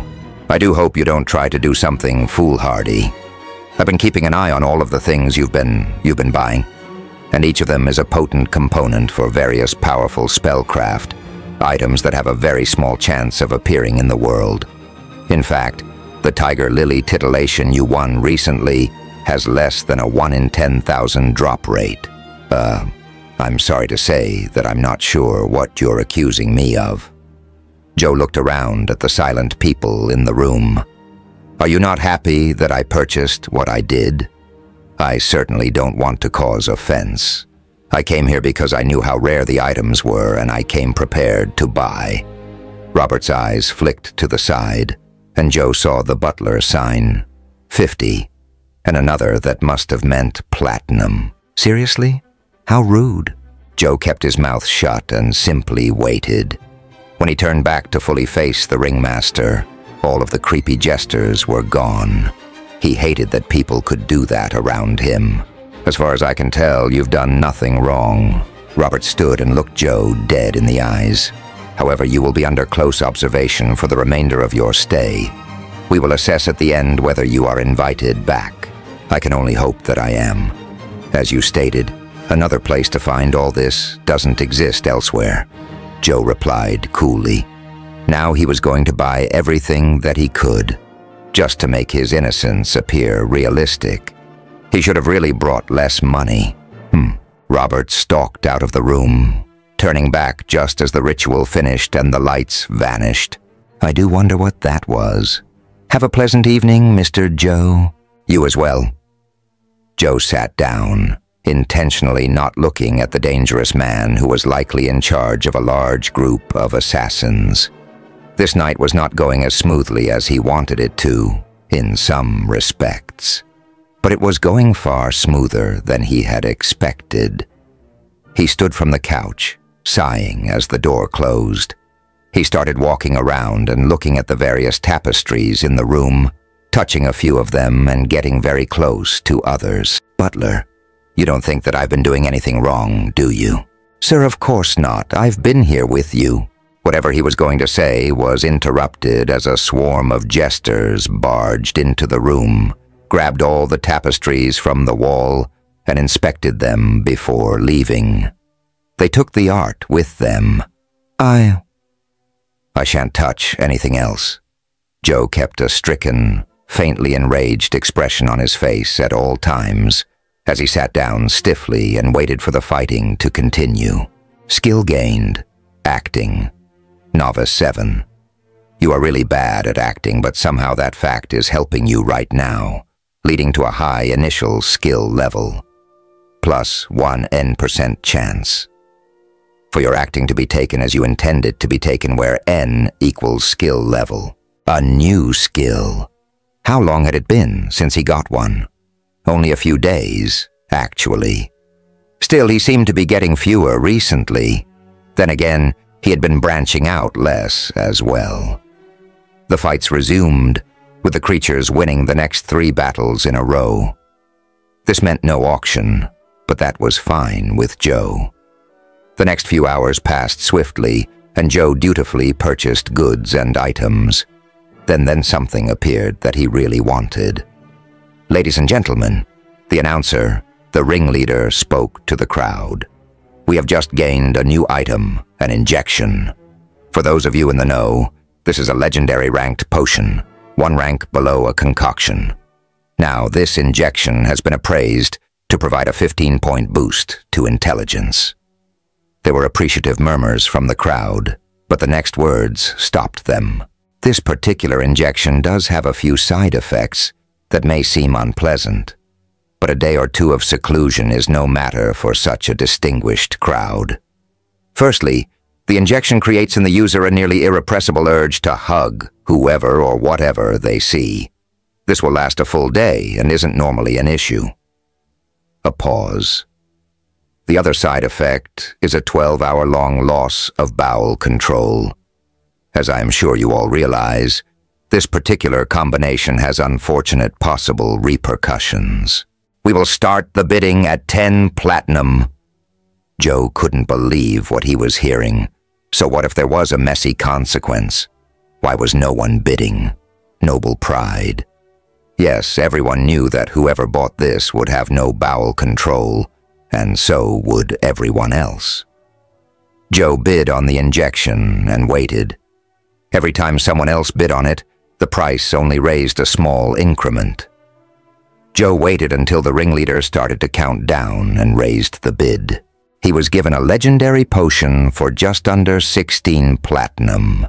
Joe couldn't even believe that had just happened.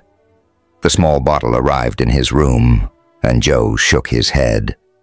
Well, Butler, I think we're done here. Can you call for my cart? With this, I am out of money, and we are nearing the end of the evening anyway. Joe held the bottle and pretended to try and put it in his ring. Oh, right. Can't store this. Well, I'd hate to lose it. Better drink it then. He popped the top and swallowed the small mouthful that was in it, even as the butler tried to stop him. Sir! You could have gotten your ring back. The cart stopped in front of the room and Joe sat down in it. This made the butler wince as he put the ring on Joe's hand, but the potion hadn't taken effect yet. When it did, the effect was instant. Intelligence plus 15. You have gained a debuff. Seep and squeeze. For 24 hours, the urge to hug things and people around you becomes nearly unbearable. You have no bowel control for 12 hours. Anything in there? Let's find out. Oh, I don't feel so well, Joe stated as his stomach released an ominous rumble. Then his eyes rolled up into his head and he collapsed on the cart. The butler hissed in annoyance. Go, ah. Joe thrashed twice and his eyes reopened. They held a new clarity and the world around him seemed so much easier to understand. He had reached the next threshold of intelligence. As the cart started to move, a shadow snaked out of the cart and into the room he had just vacated, connecting to a dark patch on the other side of his balcony. The shadows became firm, and as the cart was hurried out of the building, a dark line followed them. Chapter 50. Joe pretended to be unconscious, and his stomach continued to rumble and twitch violently. To pass the time as they moved, he looked at his updated stat page. Name: Joe Tatum's Chosen Legend. Class: Jumplomancer. Actual: Ritu Architect. Profession: Tenured Scholar, Actual Arcanologist. Character level: 15. Experience: 134,813. Experience to next level: 1,187. Ritu Architect level: 3. Experience: 4,640. Experience to next level: 1,360. Hit points: 330 out of 330. Mana: 1,190 out of 1,590. Mana regen: 30.3 per second. Base 27.55 per second. Increased by gear. Stamina: 295 out of 295. Stamina regen: 5.67 per second. Characteristic raw score modifier: Strength: 31, 1.31. Dexterity: 40, 140. Constitution: 38, 138. Intelligence: 106, 3.06. Wisdom: 76, 2.26.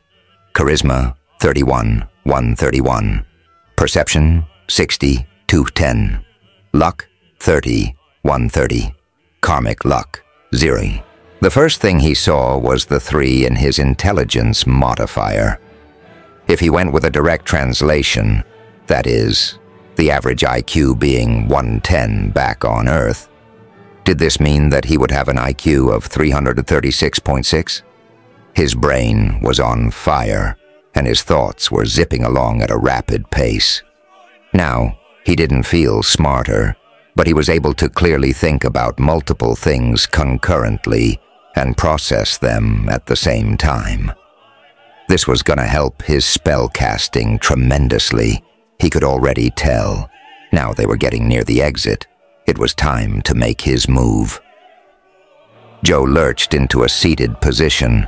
Oh, Lordy, I need a bush right now. Sir, we are just about to teleport. No one is allowed to be in this area on foot. The butler ground out through clenched teeth. Well, all right. I guess I'll just sit in this as it comes. A wet sound could be heard and Joe started to sit. No. Off. The butler yanked Joe out of the cart and shoved him to the edge of the path they were on. As Joe stepped past the bush, he realized that only the path had ornamental plants along it. Otherwise, the area was fully empty, just bare stone. Uh-oh. Joe hiked up his robe and let everything flow naturally. Time to work. No one was going to come bother him when he was making sounds like this. He pulled out his large mana battery and gave it a kiss, then did the same with the smaller one he had. He cleansed himself and stood straight, holding both cores in the air. He looked over at the arena, watching as the closing ceremony began. Spell's light show. He sent a pulse of mana along the shadowy path. His hope was rewarded an instant later. Would you like to activate the ritual rays on Bloodsport Arena? Yes? No? Yes. Joe grunted as a powerful spasm made him clench. He managed to stay upright and a blue ritual circle appeared under him, as well as under the mana batteries. For an instant, he was holding twin blue orbs of power as a ritual sprang into existence across the rocky plain. See you, buddies. Joe dropped one of the objects right behind him into a bush, where it landed with a faint splash. Hoo, boy! He tossed the other as hard as he could and pulled a huge tube out of his codpiece. The shouting was starting as people around the area saw the active ritual. There was no way he could claim ignorance when the circle shining at his feet matched the one on the arena. Activate ritual of the ghostly army. The scroll he was holding vanished and Joe flinched. No effect. He needed to... Whoomp! A fog bank, 100 feet tall and half a mile long, sprang into existence so quickly that it displaced the air and made soft thunder. One of the effects of the fog was that it distorted sound, so Joe felt like he had once again entered a new world. This was a world of dim light, poor vision, and soft, cloying motions in the air. Joe knew what he needed to do, though. He kept his hand on the bushes and started to walk. He followed the foliage, walking slowly until it started to curve out and away. This has got to be the teleportation landing point. Joe spoke aloud, and even so couldn't hear the words clearly. There were a few things he was able to hear, however. There was a low, muted buzz that seemed to come from everywhere, a deep humming that was coming from somewhere near him, and high-pitched trills that seemed to be moving around. Magical synesthesia? Joe took a step forward, following a moving trill. When it was right in front of him, a man appeared. No, a jester. The man saw him at the same moment, and a curved dagger flicked out at Joe. He jumped to the side and started pulling mana into a thin, exquisite shell. Oddly, the jester didn't follow him, and Joe got a notification. Quest updated. Playing your fake role, 3. Avoid pursuit 3 times by jumping to an improbable location and escaping unseen, 1 out of 3. Dodge 10 attacks by jumping out of the way, 1 out of 10. Finish destroying a structure while in midair, 0 out of 1. Joe got the message. Don't follow the trilling noises. It appeared that meant that there were, perhaps, enchanted weapons. The low buzz was moving away, and Joe had to assume that was the ritual, as it was everywhere and moving at the pace of a marching army. What was the deep hum, then? Hopefully, what he was looking for. He crawled along the ground, leaving a dark trail for different reasons than earlier. Joe was just glad that he couldn't hear anything from back there, feeling it was bad enough. His fingers started to feel regular lines on the ground, and he brought his face close enough that he could see them, enchantment-style runes and lines. He could only hear a mass of sound, and decided that it was time to use the last 4 skill points that he had been holding on to. Skill increased, magical synesthesia, novice, 7. You can hear magic in the middle of a sound-distorting ritual, but you can't even listen to your body right now? You are very strange. Yes, he could make out individual noises now, just barely. Joe followed the deep hum, working hard to distinguish various lesser sounds mixed into the magical mental noise. Ha! A sense that worked even through his rituals. Something to remember. That one is familiar. Joe followed a small sound, and when he found it, he was overjoyed to realize that it was the exact sound that he heard in altars in various waypoints.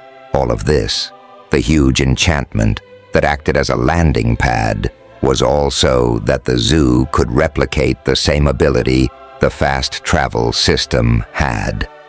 Joe pricked his finger and touched it to the exact spot that the sound was emanating from. You have wrested control of an area enchantment from the previous owner. They have been notified of their loss. Current functions of area: teleport to Grand Zoo of Ardania. Teleport to Ardania Main Square. Current people allowed to use this enchantment: Joe. Joe looked toward the Bloodsport arena. It was really too bad that he couldn't collect the building material, or at least see what was happening over there. Still, this was an area filled with assassins. Angry, vengeful, clown-like assassins who were in the process of losing their base. Probably better get going. Joe stood up and formed a black barrel made of shadow. He made the bottom thin and pulled his staff out of his ring. To hold off his other current need, he got close and wrapped himself around his creation. Big hug for Shadow Barrel. Acid spray! Joe channeled the spell, and after 20 seconds, the barrel was half full and hissing. He gripped the shadows with his mind and took one last look toward the arena. The mist was thinning, which made him realize how exposed he was. But it also let him see the sky, all the stars and such, but somehow much closer than usual. It's a projection? We're underground. Yet now it made sense why this place was nearly impossible to find. Joe looked at the enchantment at his feet and even recognized it. This was a massive version of the elevator enchantment he had once bribed Tara with. That meant they were under Ardania. But how far? You. A jester appeared out of the thinning mist. Who are you? What are you doing? Just watering my barrel, Joe replied easily, continuing to channel acid. Don't mind me. Stop what you're doing this instant and come with us. You are in a cart-restricted area. If you do anything besides follow my instructions, we will cut you down. I'm so sorry. I had no idea. Joe continued filling the barrel. Skill increase. Acting, Novice 9. Skill increase. Channeling, Beginner 5. Come with me. Nah. When Joe replied, the other jesters surrounding the area attacked. Joe focused his mind and jumped. He vanished in a flash of light and the blades clanged together in the air where he had stood. The dark barrel wavered for a moment, then the bottom disintegrated, followed by the rest of it. Potent acid washed over the etchings and lines of the elevator enchantment.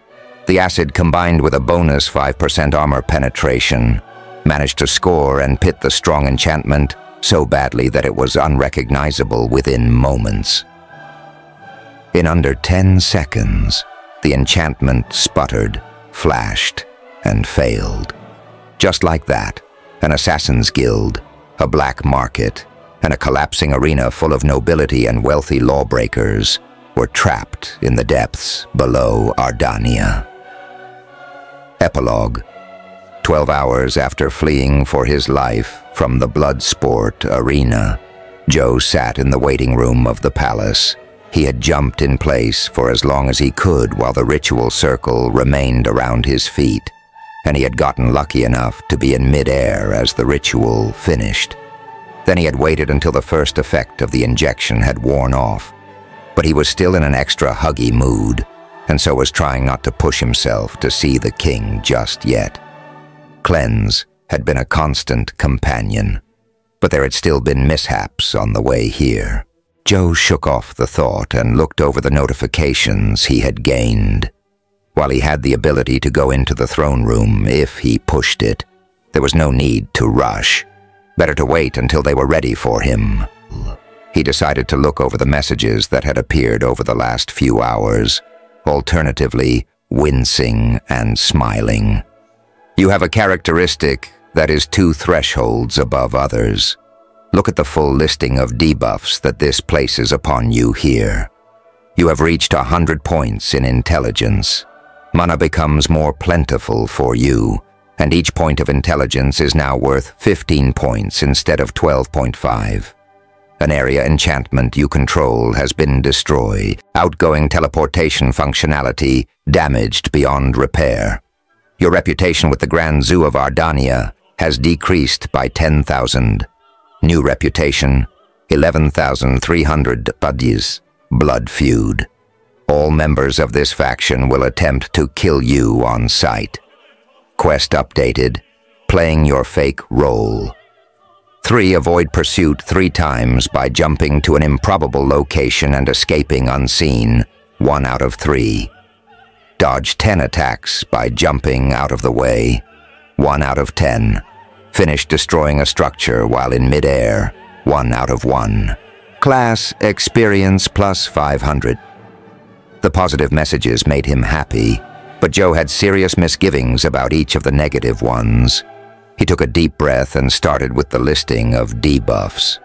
Reading over it, he deflated and realized that this must be the way the game punished unbalanced characters, and that he would need to start putting in more effort to increase his stats. Intelligence is 2 thresholds above charisma. Debuff added. Hammer words. Does this dress make my butt look big? Yes, go up a size. It does not fit. Effect. Blunt objectivity at the cost of some subtleness, usually all of it. 5% chance to decrease reputation by a full rank during conversation. Intelligence is 2 thresholds above constitution. Debuff added. Not a chance. No, I'm not doing it. That's going to be terrible for me.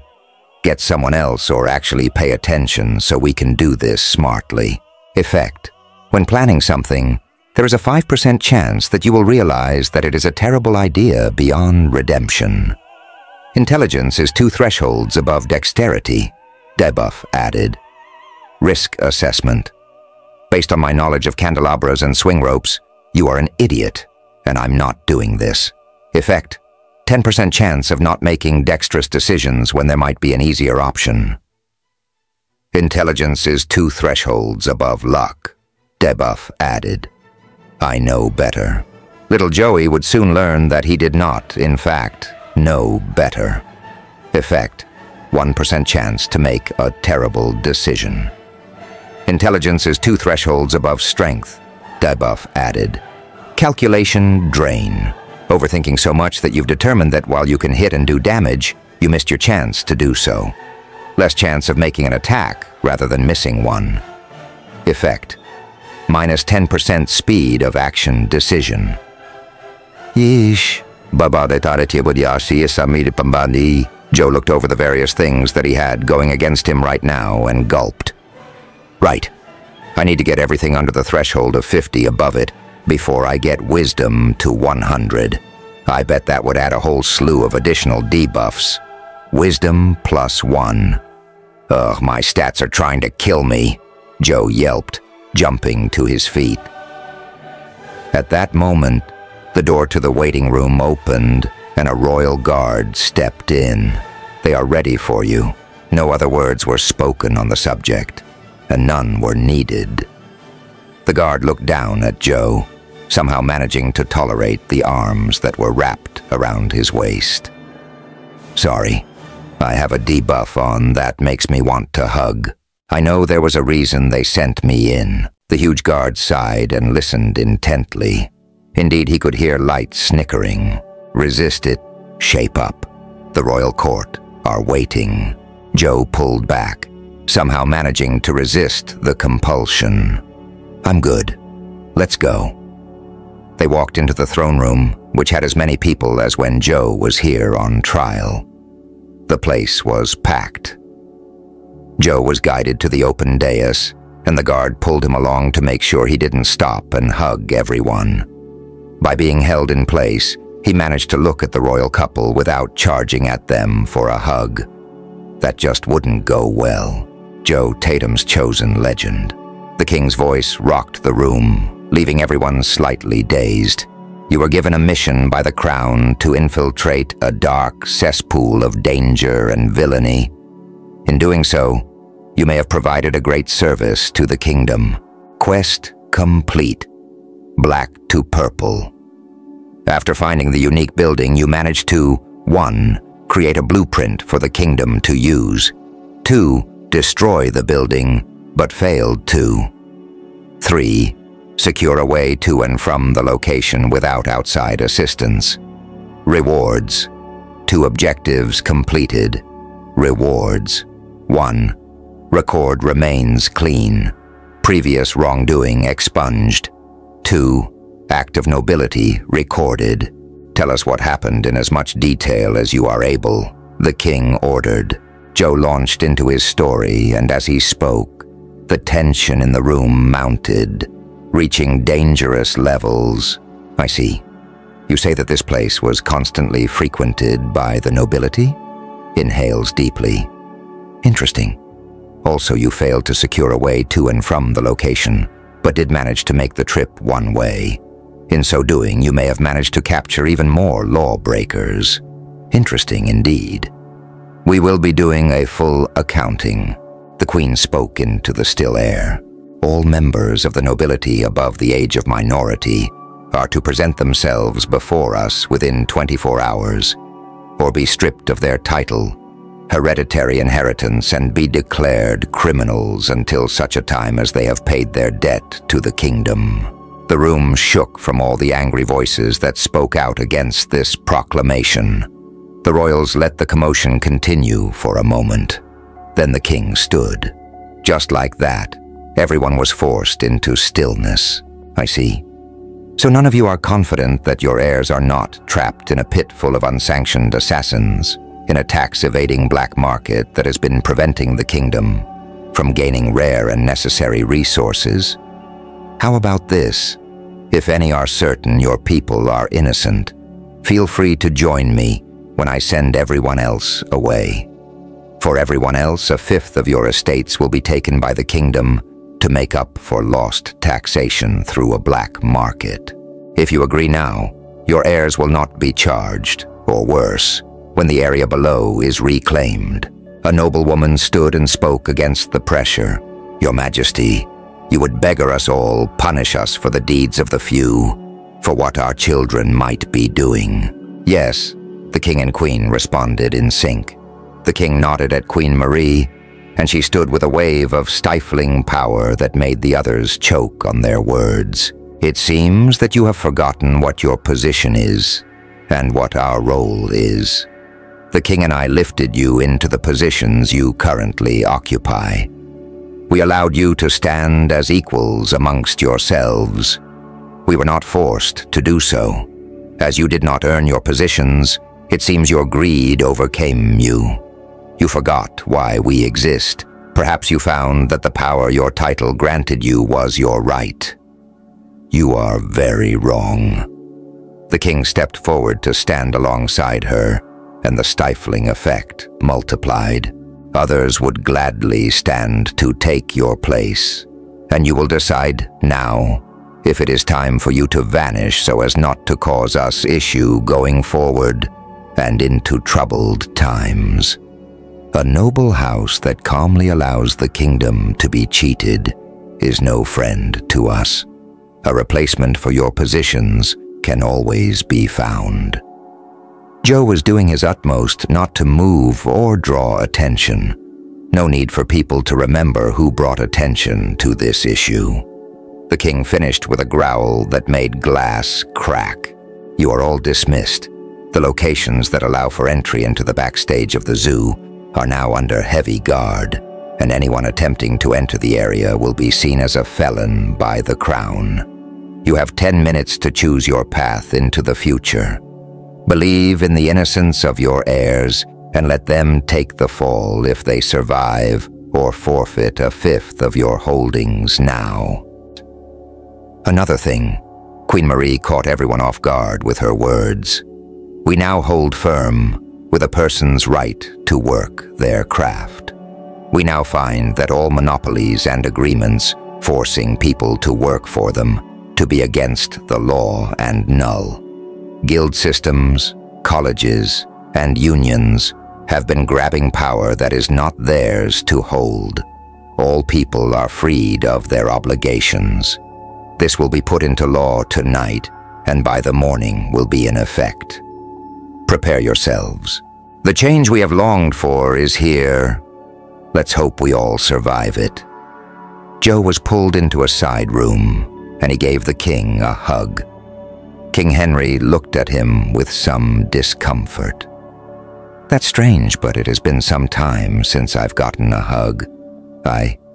I needed that." "You have been awarded recognition for an act of nobility, Joe," Queen Marie stated as the silence stretched. "If we manage to gain the needed material to build this arena, are you willing to build it for us?" "Of course," Joe responded instantly. "But I haven't even offered a reward to you yet." The Queen looked at him with concern, which turned into a smile as he shrugged. "You act with more honor than many of our own nobles. Can I ask why you work so hard when there might not be personal gain in it?" "What can I say to that? Thank my mother for that." Joe bowed before looking up with a cheeky grin. "After all, just like the arena, I was raised right